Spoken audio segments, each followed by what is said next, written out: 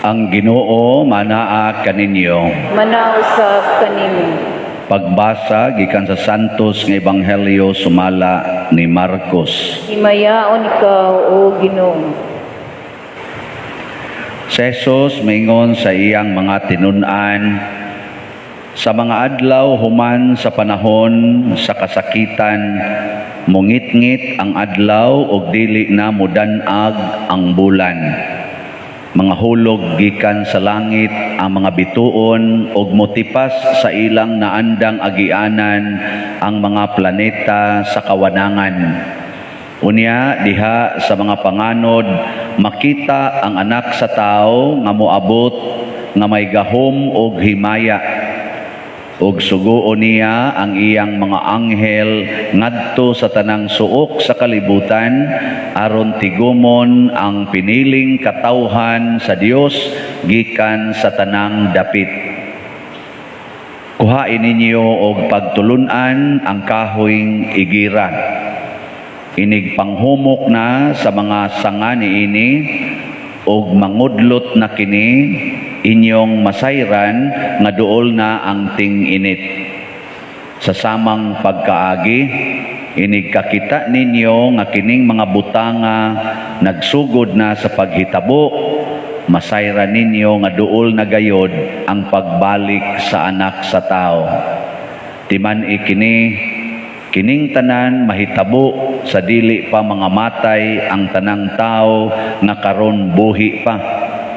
Ang langit ug ang yuta matapos, apan ang akong gisulti dili gayod mapakyas.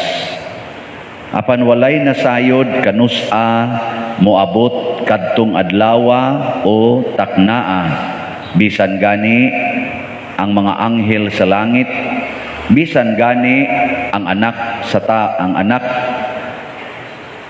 amahan lamang maoy nasayod.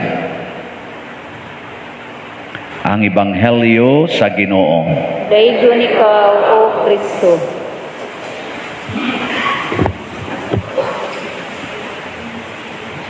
Ang atong mga pagbasa karon naghisgot gyud og katapusan. Giklaro ni Kristo pagsulti nga matapos gidi ay ang tanan. Apil na ning adlaw, ang buwan, ang mga bituon, labaw na gining na naglingkod karon mga tapusunon. So lingian ang imong tupad, honghonge ing na matapos ra ka, ing na sige na, ing na matapos ra gyud ka, sige na lingian ang tupad. Zaman andam na mong matapos.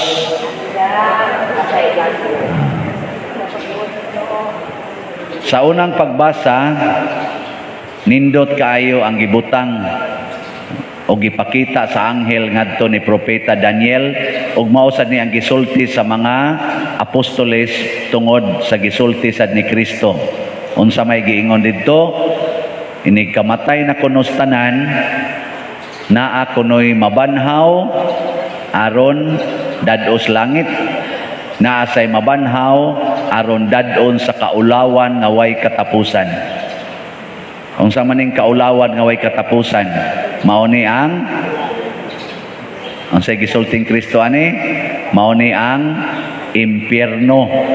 Nya kanasang mabanhaw sa kinabuhing way katapusan or sa kalipayng way katapusan, mao na ang gitawag og langit.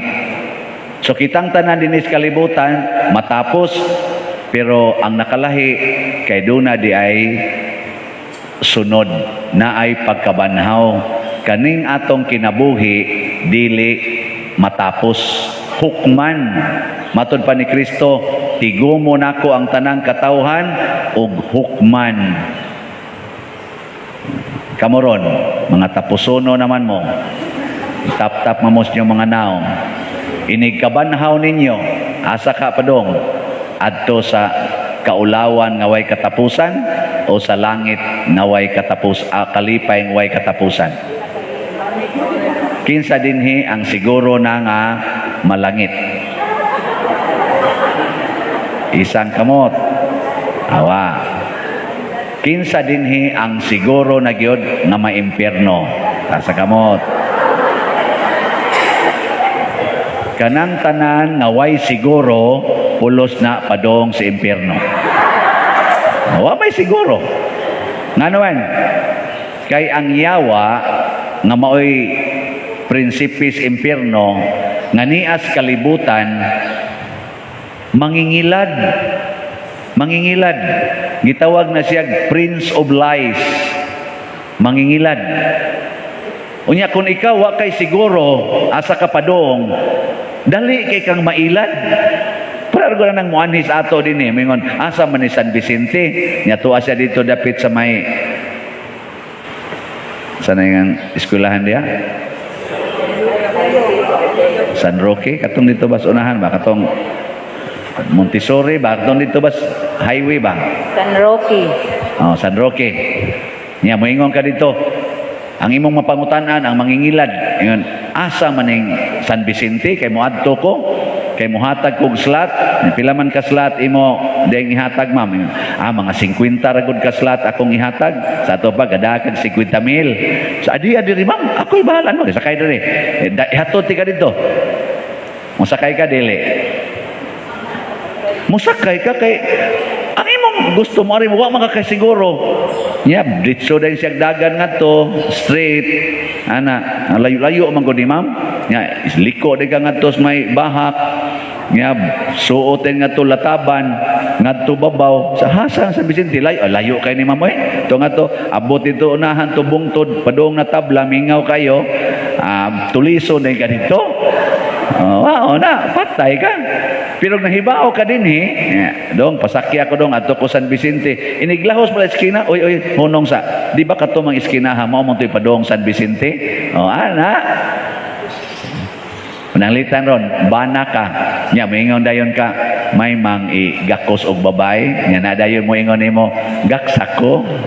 Isa time sa murag di man ka nako asawa. Diha ka, adto ra ko sa akong asawa mo gakos. Kay kahibawon ka kinsa imong asawa. Nya, wa ka kasiguro kinsa imong asawa. Ang sa hitabo, patuyang kag panggakos, oy. Kutob sa muopir, labi nag ligon-ligon ka pa, hugot-hugot pag-angay. Sus. Gakos dayon ka, wa makakahibawong na kay asawa. Ang panalitan sa duwa ko kahibawong, pari ba ko o dili? Unsa man ko, pari o litaw?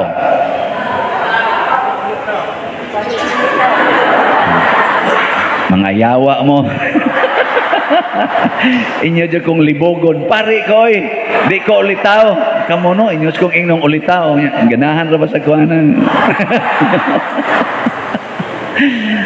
ay akong ilad-ilaran ninyo na unsa mga yawa mong dagko. Mao na usahay kay wa man tay siguro dali kay tan maimpierno.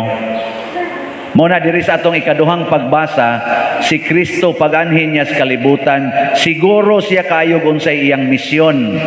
Unsa may iyang misyon? Ang pagluwas. Usa siya kapari nga muluwas sa katawhan once and for all.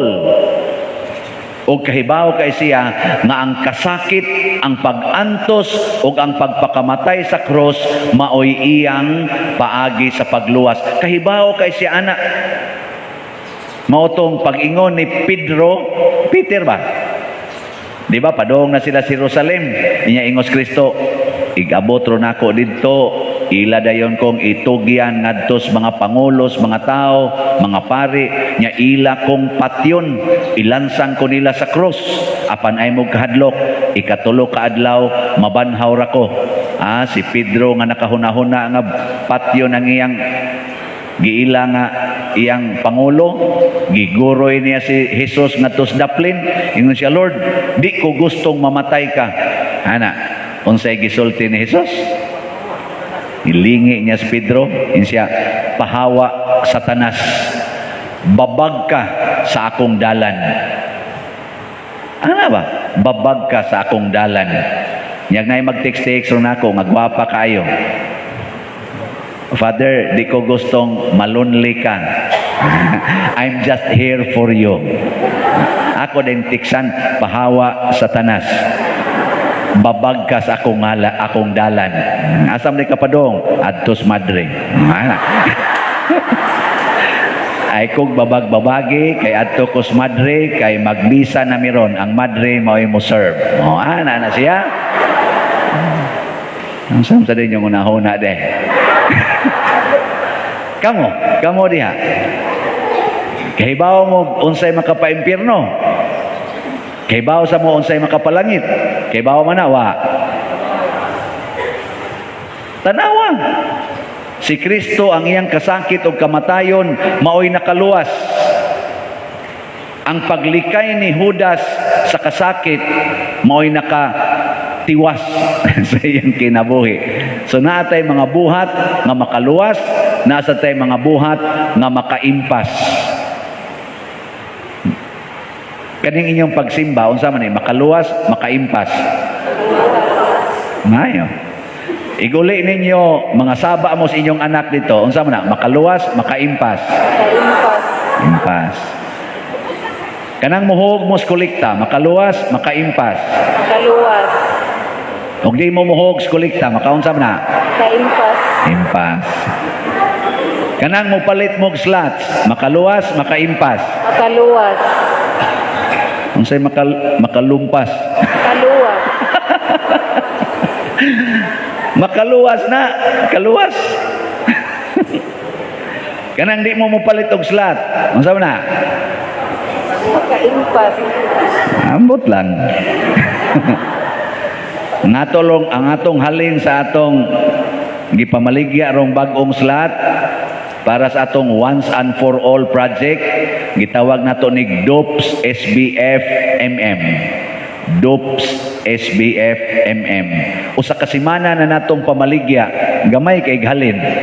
Sa ato pa daghan ang maimpas ron ani. Gamay paghalin oy, 537. Sugod atong Domingo. 537 pay halin. 537 slots ba? Pakpak. Niya, may tag makaabot pa ko sa akong birthday nga madako-dako ang halin. Mag-birthday man ko rong 24. Sa inyong paminaw, makaabot ka nig 24,000 slots ang mahalin karong November 24. Makaabot dili. Hoy, panubag mo. Maabot og mamalit.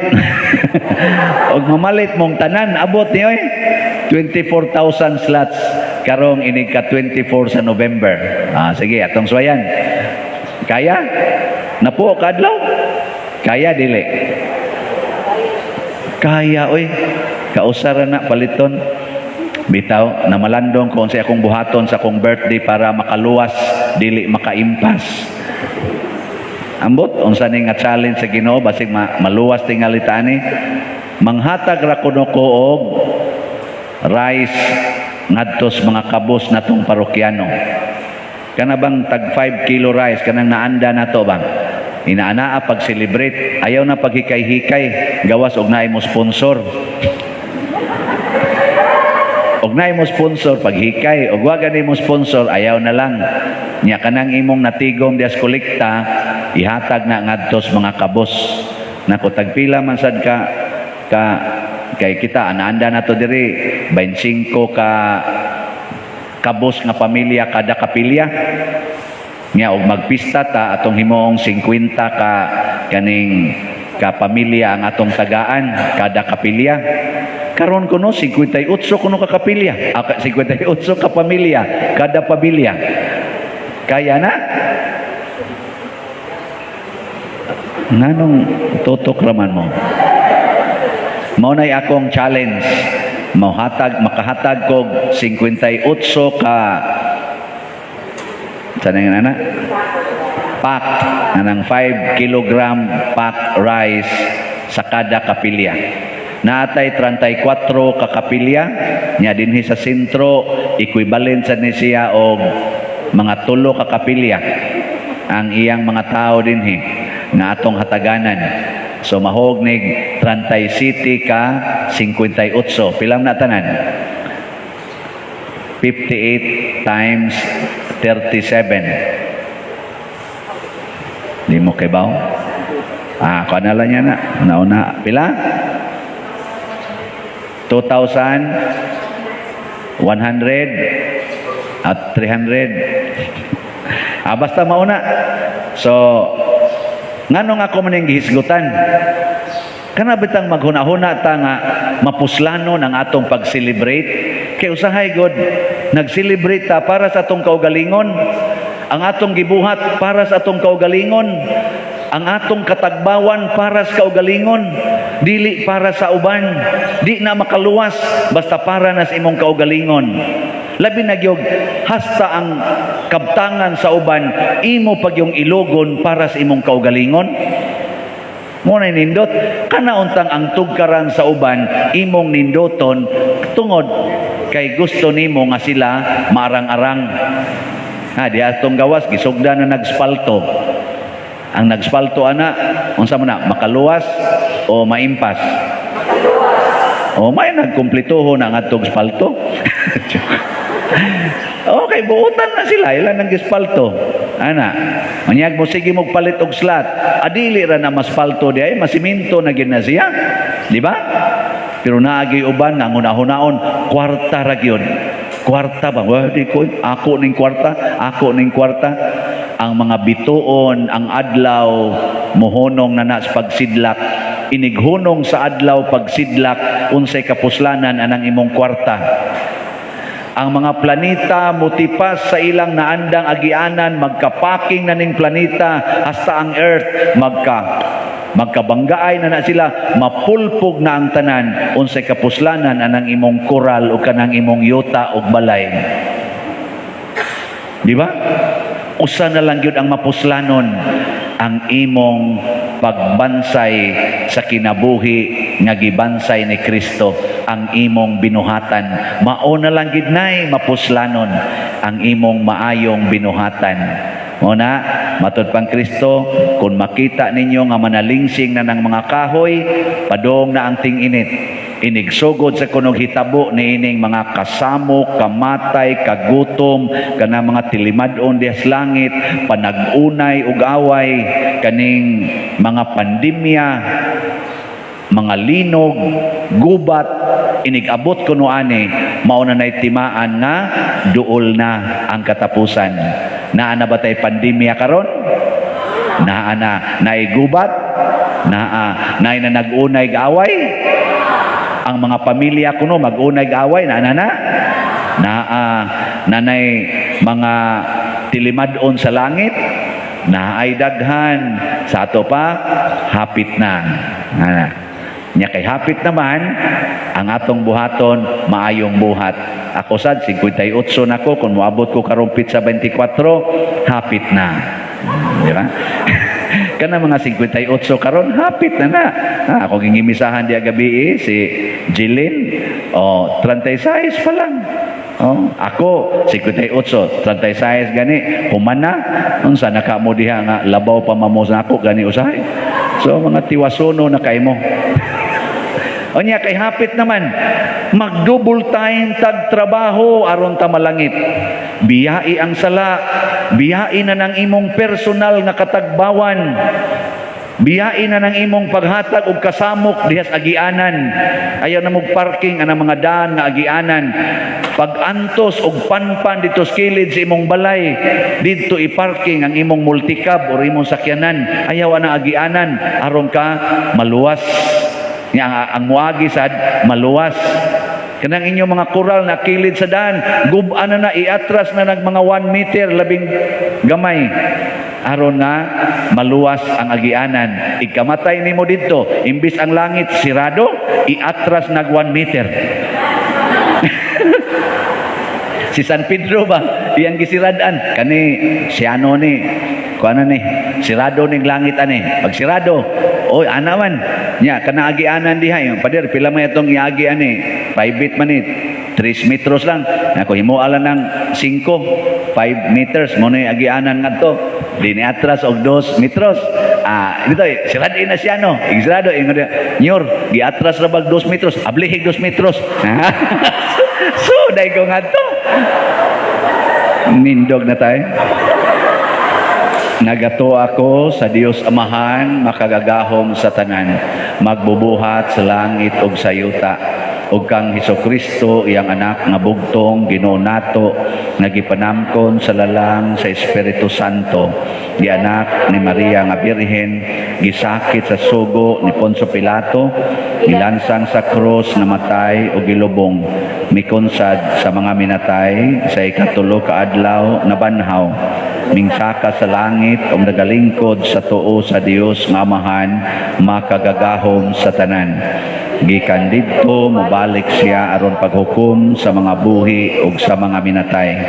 Nagato ako sa Espiritu Santo, sa Santa Iglesia Katolika, sa kaambitan sa mga santos, sa kapasayloan sa mga sala, sa pagkabanhaw sa lawas ug sa kinabuhing dayon. Amen. Mga igsuon, sa katapusan sa panahon, ang Dios magpadala sa iyang mga anghel aron tigumon ang tanang katawhan ug hatagan og hukom. Busa, mga liya kita ngadto sa Dios nga mapaubsanon og moingon, Ginoo pamatia kami. Ginoo, pamatia kami. Nga ang simbahan magmakanunayon sa pag-andam sa katawhan, sa pagdawat ni Kristo sa iyang pagbalik, magampo kita sa Ginoo. Ginoo pamatia kami. Nga kadtong mugiya sa mga kanasuran, makadawat sa Dios nong kaluoy, magampo kita sa Ginoo. Ginoo pamatia kami. Nga alang ni atong nagantos sa nagkalain-laing matang sa sakit, nga makabaton na sila og hingpit nga kaayuhan ug kahupayan diha ni Kristo, magampo kita sa Ginoo. Ginoo pamatia kami. Nga ang mga nag-alagad sa mga masakiton o ubang hutong sa katilingban, makabaton kanunay o grasya sa paglahutay, ug nga mapanalipdan sila, magampo kita sa Ginoo. Ginoo pamatia kami. Nga sa atong pagsaulog sa 500 years of Christianity, magmalampuson unta ang tanan nga kalihukan, ilabi na sa mga parokya, ug atong mapalawman ang atong pagtuo ug paglaom, isip mga binunyagan, magampo kita sa Ginoo. Ginoo pamatia kami. Nga ang sulugoon sa Dios, Teofilo Kamumot, Obispo, mabayaw na sa kadungganan sa altar, magampo kita sa Ginoo. Ginoo pamatia kami. Alang sa mga proyekto dinhi sa atong simbahan nga pinaagi sa pangama ug paggiya ni San Vicente Ferrer, magmalampuson ug mahuman unta sumala sa atong mga giplano ug gipangandoy, magampo kita sa Ginoo. Ginoo pamatia kami.